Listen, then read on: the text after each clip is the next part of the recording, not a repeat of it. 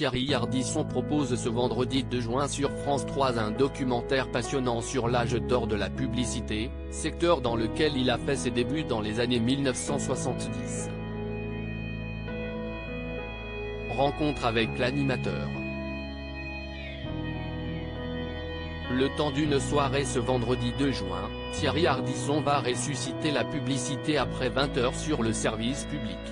À travers un documentaire de France 3 dont il est le narrateur, l'animateur de 74 ans décrypte près de 400 spots cultes débordant de créativité et d'humour. De l'ami du petit déjeuner, l'Amérique à quand je fais de la purée mousseline, tous ces petits films agissent sur nous comme des madeleines, sourit Thierry Ardisson en fredonnant ses airs célèbres. Sa carrière de publicitaire débute dans les années 1970, époque où tout reste à inventer. Je suis arrivé à Paris à l'âge de 19 ans sans connaître personne et avec 50 francs en poche. J'ai été engagé en 30 minutes par l'agence Barbedo.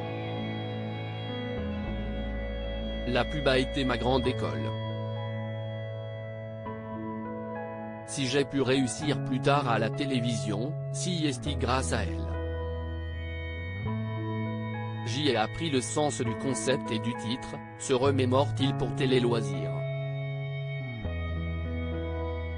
Thierry Ardisson décrypte 400 publicités devenues cultes.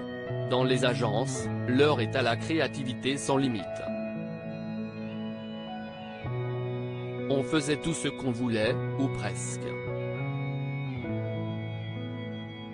Et ça pouvait coûter une fortune. Quand, en 1988, Jacques Séguéla a fait décoller une Citroën d'un porte-avions, et qu'elle ressort de l'eau sur un sous-marin, c'était quand même pas mal.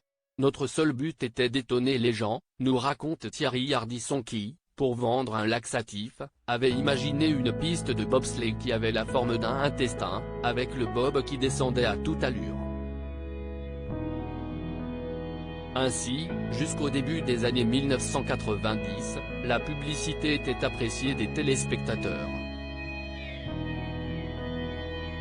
Les gens avaient le sentiment que les publicitaires se donnaient du mal pour eux, donc ils aimaient ça.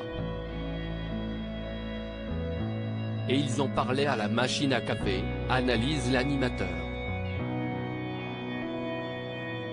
Thierry Ardisson nous dévoile les secrets d'une bonne pub en guise de fil rouge. Thierry Ardisson dévoile dans ce film les nombreux tours de magicien des publicitaires pour séduire le futur acheteur, comme l'humour, la musique, un scénario à grand spectacle ou la présence de stars.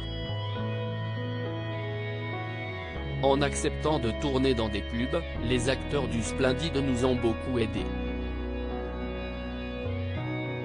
Ils ont donné le ton, car ils étaient branchés. On s'est ensuite retrouvé avec Dalida qui chantait pour le désodorisant Wizard, rigole-t-il. L'accent est également mis sur les incontournables gimmicks. L'effet qui se coule, tu pousses le bouchon un peu trop loin Maurice, et la marmotte.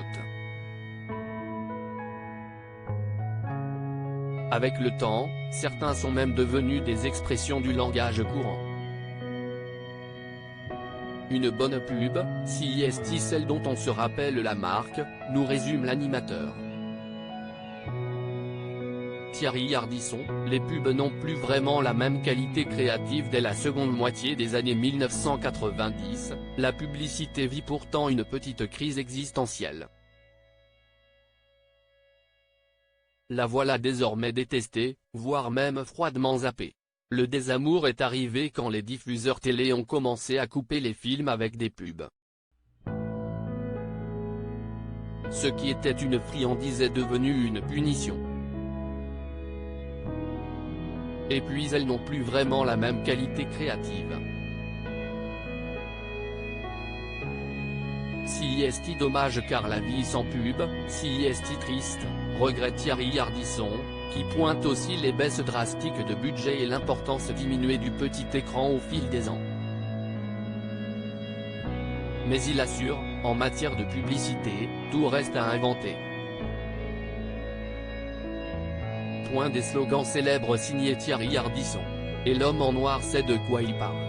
Vas-y Vossa, quand si esti trop, si esti tropico, la paire, y en a pas deux ou encore Ovomaltine, si esti de la dynamique.